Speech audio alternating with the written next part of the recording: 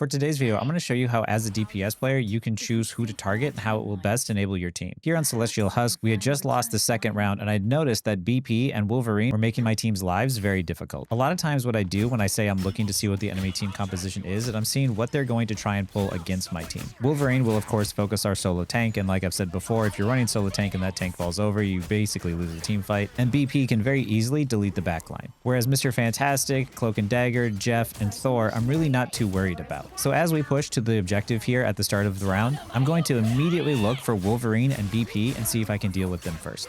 You can see as the round started, I was basically looking around for Wolverine and BP, and I was immediately starting to poke the Wolverine, and then once he started to back up, I saw the BP and I started to poke him out, and once I saw BP dash away from the point and towards his supports, luckily I had my ult ready, and here, especially knowing that my supports are safe from the BP, I ult their backline for free. As a flanker myself, I'm used to knowing the routes that flankers like to take, so I'm usually standing in places trying to contest those areas and make sure that he doesn't get to walk on my backline for free. Part of your job in this game is to contest space and contest off angles. And right now, during this time, as we have control over the objective, I'm not trying to necessarily go for and secure kills. What I'm trying to do is prevent the enemy team from securing any kills on my team more than anything. When you have control over the objective, the most important thing is to try and stay alive, because if you're alive, as long as one person is staying on the objective, they can contest it. So I don't need to do anything risky here, I just need to shut the enemy team down. Most DPS don't win a fight with a Thor 1v1, so I just prioritize getting out of there and looking for the BP again. And you saw there how once I spotted BP and I started to poke at him, he decided to back up and leave and get away, and I decided to do the same. But the thing is, I already have control over the objective, so forcing him to back up is way more valuable for me than him forcing me to back up. Luckily, our Ultron was still able to secure the kill on him anyway.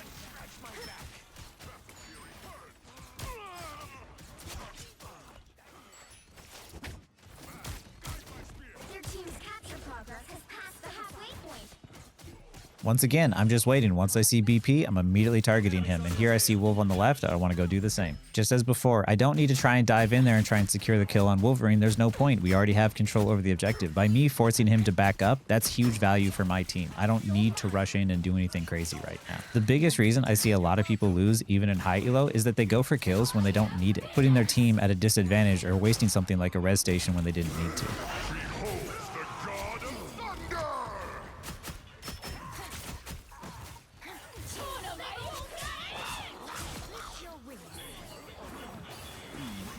I'm gonna be perfectly honest, I still don't know how to shoot the shark when he's in the ground and actually do it successfully, so I feel like I'm just wasting my time every time I go after him. This is my unnatural selection. Portal, enemy coming through. You'll have to keep fighting until we have a winner. Here's how you shoot. Don't mind me. I wasn't expecting the Daredevil switch, and they kind of overwhelmed me there, and I didn't realize how many people we had coming back from spawn, so unfortunately it flips, but luckily we got it to 99%, and we used their portal before they flipped it. There you are.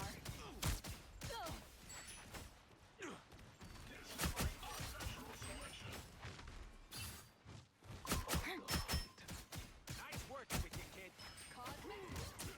Because of the fact that our Phoenix and our Hawkeye were doing so well, this last fight here was pretty much all of them. Sometimes your teammates can really pop off if you just give them time and space to work. And part of giving them that time and space to work is staying alive and pulling attention and pulling resources. This is why when you have good teammates, you can make them even better just by existing and helping pull attention off of them and allowing them to carry. You don't always have to be the hard carry every single game. Sometimes it's okay to just exist and do your part. My aim isn't good enough to be the hard carry in a lot of these games, so what I'm trying to do is help enable my team the best I can by looking at the enemy team composition and figuring out how I can help shut down their plays just as much as I can help make plays myself. We had won the first round of this game, and after the second round, we got stomped pretty hard. But the second round, the enemy team had made some swaps, and the Black Panther and Wolverine were really messing with our team, so I thought to myself, I'm like, okay, I'm going to try and shut those two down and keep them from doing anything and see if that helps. And just by doing that, I allowed my team to have a lot more space, a lot more time to breathe, and a lot more opportunities to secure kills. I didn't do anything flashy this round. I was just trying to focus on helping enable my team and not let a repeat of what happened in round 2. This is always one of my biggest critiques of people who play the DPS role. A lot of the times they're just diving into the enemy without thinking. A lot of people climb by just being mechanically technically better than a lot of the people they go up against. So a lot of times DPS just rush to dive the enemy supports and see who can kill the enemy supports faster. Whereas for me personally, I like to have one DPS go and try and make plays and another DPS to try and control and shut down plays from happening against their team. Because a lot of times the way to shut down these divers is to do damage to them. And tanks typically don't have the damage to push them away fast enough, and supports in this game have to focus on healing basically non-stop because of the fact that people take so much damage. And the moment that they stop healing, typically someone dies. So me personally, I like to be the DPS that acts like the glue that holds the team together. Now on another game here on Clintar, I'm going to show you how I apply those same principles for us to defend this first point entirely. And the team that we went up against was a really good team. We went on offense first, and we only capped the first point and got it close to the second. I had known from the first round though that they were playing Hulks, so I know right away what I'm going to try and do is make sure that I'm doing damage to the Hulk to keep him from diving on my backline. As a DPS, your job is to secure final hits and to secure kills, yes, but it's also to do damage. And you want to make sure that you're applying damage in a smart way and asking yourself, where can I be to apply that damage that would best help my team? Sometimes it's pushing a dive tank off of your backline. Sometimes it's help destroying amplifiers or totems or squids or res stations. How much damage you do and what final hits you get don't matter nearly as much as what you're damaging and when. So here, I'm going to show you my thought process as I try to apply my damage in a smart and intelligent way to shut down the enemy team. I had heard the portal behind me, but my team went to investigate that. I still remember seeing more than just Hulk over here, so I go over and I still see Psylocke over in the corner. And once again, part of my job as a DPS isn't just to do damage and secure kills, it's also to shut down the enemy flanks and keep my team alive. And since I know the team is going to be bunkered behind me after using the portal, I want to try and prevent what Psylocke wants to do here. After embarrassingly missing all of my shots, Moon Knight was luckily able to secure the kill on her. So even though realistically I didn't do much damage to really help with that kill, just by me playing smart and playing to live and pulling the attention of Psylocke, that meant it was an easier kill for Moon Knight. This is a good example how just being alive you can assist your team even if necessarily you don't really do a whole lot. Dive heroes and dive tanks especially really don't like to engage in on the enemy team when they're half health. So seeing Hulk on the point, I immediately started to do damage to him because I wanted to get him off the point. I wanted him to back up. And knowing we have a numbers advantage here, as long as we play things slow and we play things smart, we'll naturally just apply more damage to them than they can to us. So all I'm going to try and do is try and play safe and try and shut down the enemy team. I went around to the backside and dashed up top so that way I could turn and pincer the tanks so that way they wouldn't feel safe stepping on the point. And as you can see, naturally our team is just going to output more damage than they can to us, and much more efficiently at that. I remember in this moment they said let's stagger him, and then I stopped attacking, and because of it I ended up dying for it and wasting the res, so that really wasn't worth it, and I should have known that that damage was going to kill me. But oh well, mistakes happen. Once again, dealing damage to charge my ult to keep them from engaging in on my team, and the moment I don't feel safe, I get out and I stay alive. Dying up that close and that early would allow the enemy team to easily push and take the point, so there's no point in risking it.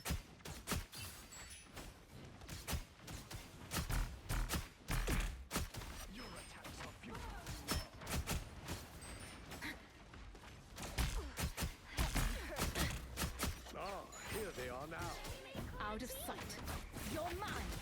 Perhaps you are the leader you claim to be. Knowing we had already secured the kill on the Phoenix, I knew she was at the back still respawning. And I knew that if I had my ult, Luna probably had her ult as well. So I dashed onto the backline and popped my ult to force Luna to pop hers. But the thing is that even though she popped her ult to try and keep herself alive and keep her team alive, as they walk up and try to utilize the Luna ult, it's less effective because of the fact that their Phoenix isn't there to take advantage of this ult. So even though I traded mine for hers, she used hers at a worse time because I popped my ult earlier. Now the enemy team is going to try and rush and make something happen, which means that they're more susceptible to making mistakes that my team can capitalize on. Destroying the amplifier is a good example of using your DPS to help deal damage to help your team out. Because I'm playing Psylocke, I can easily get to angles and get out of angles much more safely than my teammates can and deal a lot more damage to the amplifier. Shutting down that ult quickly is extremely valuable for my team. So now the enemy team has used both support ults and rushed both of them without their Phoenix being there to take advantage of them, which means my team gets to hold control over this objective for longer. Normally to stay alive from Hawkeye, you try to stay out of his LOS so that way you don't get domed, and right there, I don't even know where I got shot from, but it was a nice shot on his part, and I take yet another res station. But luckily, these things exist apparently just for me this game. The moment that Psylocke's ult ends, she always pops out right at the center, and there's like half a second where she can't move, and I don't understand why other people don't look and pay attention to that. She's very easy to do damage to in that moment, very easy to secure a kill on. So anytime you see a Psylocke ult, watch for where she pops up at the center and see if you can't get a quick pick on her. Unfortunately, since our Moon Knight ended up getting hit by the Hawkeye as well, we were technically down in this moment, which meant that the tanks were going to walk up and start applying pressure to my team and try and make a play. And knowing that, I want to make them feel like they're not able to walk up very quickly. I know it might be tempting to try and flank the backline, but since I don't have my ultimate ready and Hawkeye is very scary, I'm going to try and apply pressure and shut down their tanks from feeling comfortable walking forward. Because if the tanks can't make space, then the DPS can't take space either. So while we wait for Moon Knight to come back, I'm just going to apply pressure to their team and keep them from feeling comfortable on making any plays.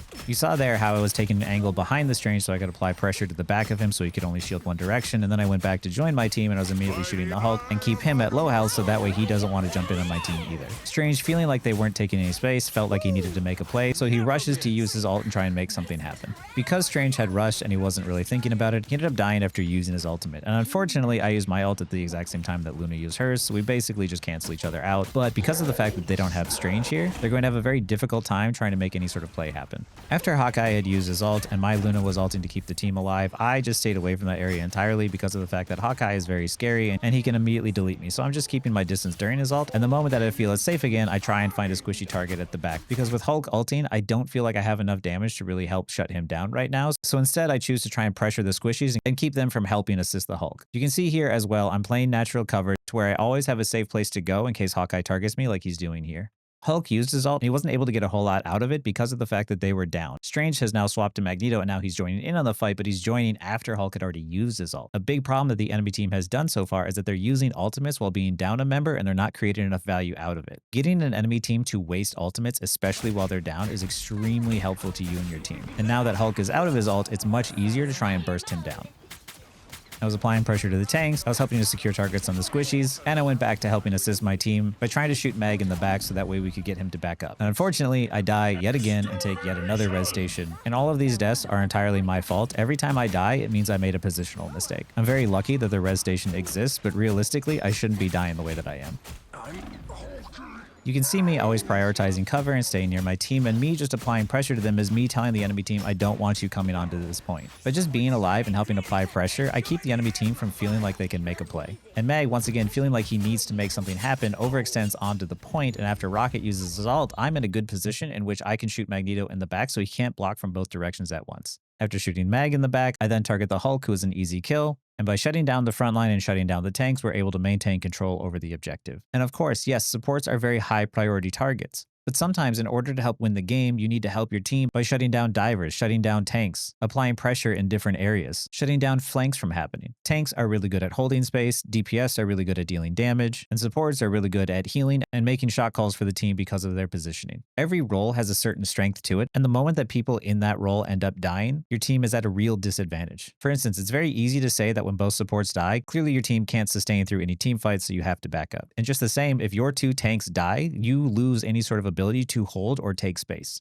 And the same is true for DPS. If both of your DPS die, you lose any real kill potential on your team. And a lot of times, it's the DPS who usually have the highest deaths in the game and then wonder why in the world that their team is not able to do more. And it's because of the fact that the DPS are the kill potential on the team. DPS are needed to apply that pressure. They're needed to help secure finals. And if you just jump into the game as a DPS just trying to flank the backline over and over again, you might lose sight as to where you're really needed in that moment. Because sometimes applying pressure to a tank or applying pressure to another DPS is far more valuable than just trying to flank the enemy backline. Figuring out where you're needed most is going to help you carry as a DPS player. Anyway, that's all I got for this one, and I hope you found it helpful. If you have any questions, as always, leave them in the comments.